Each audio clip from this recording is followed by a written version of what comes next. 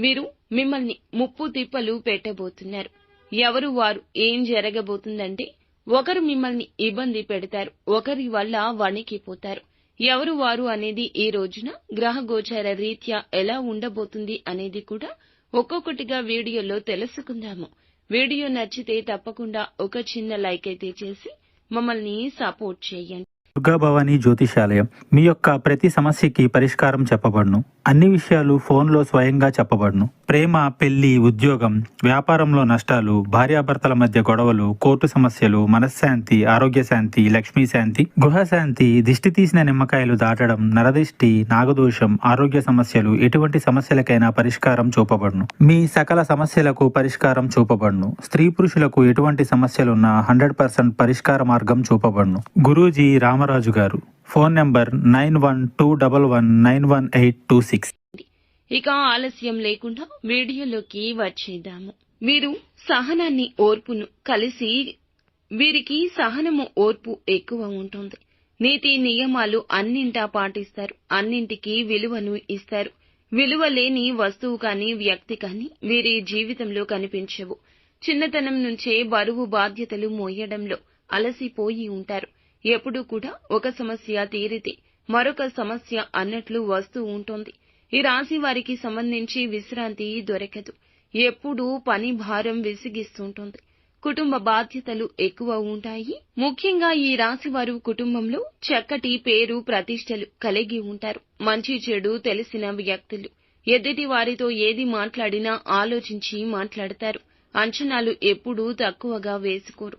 ఉన్నత స్థానాలకు వెళ్లాలి అనే ఆశ 10 మందిలో కలిసి తిరుగుతూ కొత్త కొత్త విషయాలు తెలుసుకుంటూ వాటిని మంచి చెడులు ఆలోచించి జీవితంలో ఉన్నతికి ఉపయోగపడేలాగా ఉపయోగిస్తారు. ముఖ్యంగా ఈ రోజున వీరికి ఈమెతో ముప్పు తిప్పలు రాబోతున్నాయి. ఈ రోజున ఒక స్త్రీ ద్వారా ఇబ్బందులు పడబోతున్నారు. వారు అందించిన ఆర్థిక సహాయాన్ని ఎప్పుడు ఇబ్బంది పాలు చేస్తూ ఉంటుంది. వీరు అవసరం ఉందని, ఎంతో ఆపదలో ఉన్నామని వీరి దగ్గర మాట్లాడి ఎంతో కొంత డబ్బును తీసుకున్నారు. ఇప్పుడు తిరిగి చెల్లించడానికి ఆ స్త్రీ మిమ్మల్ని ఇబ్బందులు పెడుతుంది. ఎందుకంటే ఆవిడ చేసిన మేలుని మర్చిపోయింది.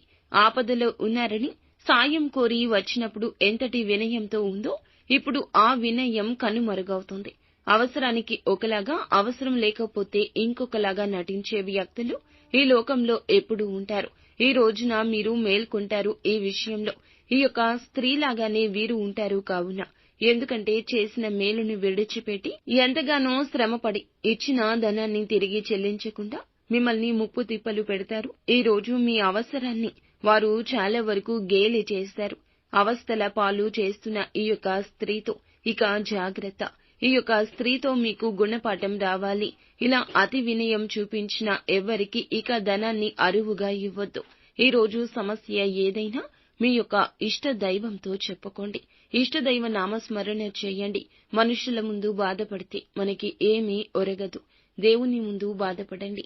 దేవుడే మీకు ప్రత్యామ్నాయ మార్గాన్ని చూపిస్తాడు. ఇకనైనా ఈ అంశం పట్ల పూర్తిగా మీరు ఒక ఐడియాకి వచ్చేయండి. ఒత్తిడికి గురి అవుతారు. లేకపోతే ధనం చాలా ఎక్కువగా అవసరం ఉంది. ఇటువంటి పరిస్థితుల్లో ధనాన్ని ఉపయోగించుకోవాలంటూ ఆశపడుతున్నారు.